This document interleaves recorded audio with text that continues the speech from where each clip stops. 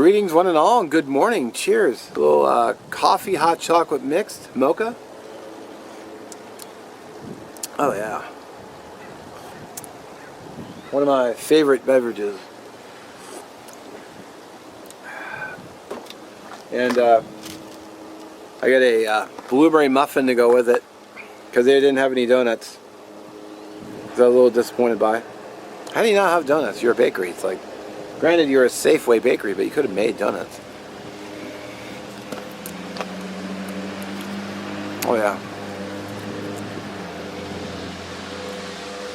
Maybe I'm being a little critical, but I'll tell you this. I'm actually a trained baker, and I know how to run I know how to work a bakery. I know how to make donuts. So if you're asking yourselves, well, did you see Carolina Chris's video where he made coffee and donuts? I did, and I'm planning on doing it as soon as I get all the ingredients together. Oh yeah. Anyway.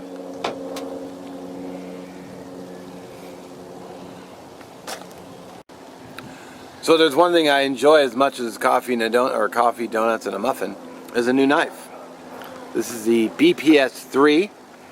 To be totally honest with you, when I did my giveaway, one of my winners picked this blade as her choice, either a grill or a knife.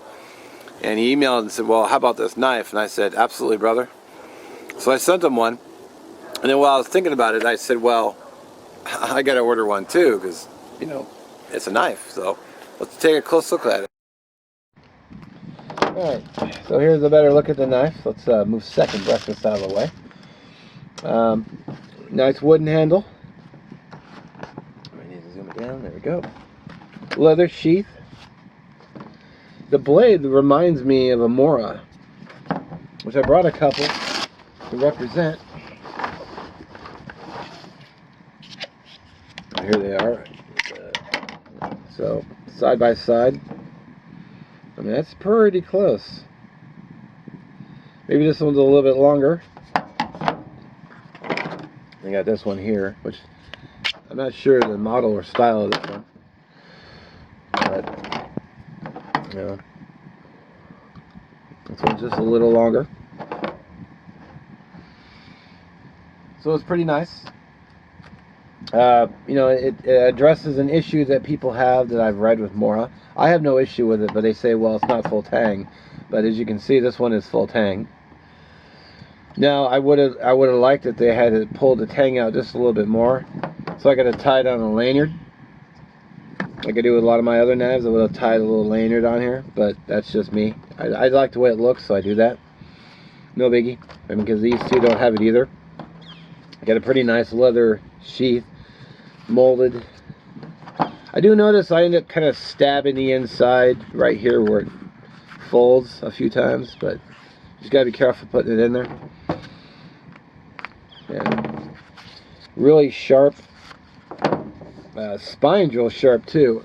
Let's see if I can get a fill rod here real quick. Okay, so unfortunately, I don't have a fill rod on here because it came off when I was doing a Fired Up Friday, and the flying fill rod came off.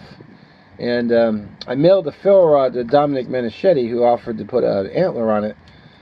And it got lost in the mail. I got the envelope back, but nothing was inside of it. So I'll just use this little fill rod here, this Nathan 4071 guy here. Alright, so fill rod and blade. We'll see how it strikes. Oh yeah, no problem. Just showering the sparks. Sweet. Alrighty. Oh yeah, I think it's a great little knife. I already went and wiped the Ferro seam rod dust off of it, or whatever it's called. Of course, I would pair it with another knife because I like to do that. I like to have at least two. LT Wright GNS, BPS3, and that would be a great woods combo. And you know, one thing I like too, it's kind of a complete package for those who like a leather sheath. You don't have to go buy a third-party sheath for it. It's ready to go, unless you want a Kydex, and you have to go get one or make one. But initially, I think it's a great knife. I think it'll serve me well in future outings. So as always, I do appreciate you watching, and I'll catch you in the next one.